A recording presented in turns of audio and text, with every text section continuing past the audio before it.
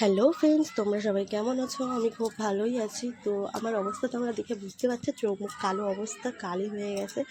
তো অ্যাকচুয়ালি আমি কাজল করেছিলাম, ঘেমে চান হয়ে গিয়ে এই অবস্থা হয়েছে।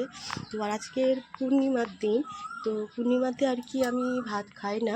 তো আজকের একটু নতুন কিছু ট্রাই করছি, কারণ আজকে বাড়িতে বানাচ্ছি যে মটরশুঁটি কচুরি বানাই, বাট আমি মটরশুঁটি পরোটা বানাচ্ছি একা, কারণ মা বাড়িতে নেই।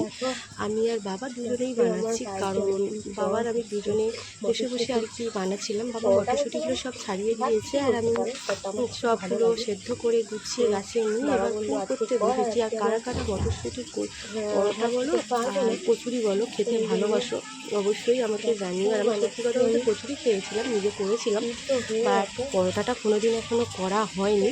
তো এই ফার্স্ট টাইম করছি। তো বলো তোমরাও ট্রাই করে বাড়িতে কেমন লাগবে, শুধুও খেতে পারবে, এত সুন্দর খেতে হয়েছিল কি বলবো। আমি করেছি বলে না, স্বাদ তোমরা খেলে বুঝতে পারবে। তোমরা বাড়িতে একবার অবশ্যই ট্রাই করো আমার প্রসেসে, তো খুবই ভালো লাগবে। ওটা বাড়িতেই সেদ্ধ করবে, প্রেশার কুকারে সেদ্ধ করে নিয়ে করবে, খুব টেস্টি হবে। আরও ওতে একটু যদি গোটা আদা দিয়ে দাও খুবই ভালো লাগবে খেতে।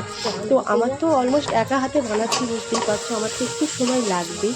তো একা একা করছিলাম, এদিকে তরকারি করব না এদিকে পুর করবো। তো তরকারিটা আগে করে নিচ্ছিলাম আমি, আর পুরগুলো বসে বসে একা একা করছিলাম, কারণ পুর করতে অনেক টাইম লাগে, দেখতে অনেকটা আমার মনে হয় অনেক সময় লাগবে, অনেকটা সময় লাগে। ওই জন্য আর কি একা একা নিজে করতে হবে, অনেক সময় লাগবে। আমি এখানে একটা নতুন কিছু আমি ট্রাই করে তোমাদের সাথে শেয়ার করছি।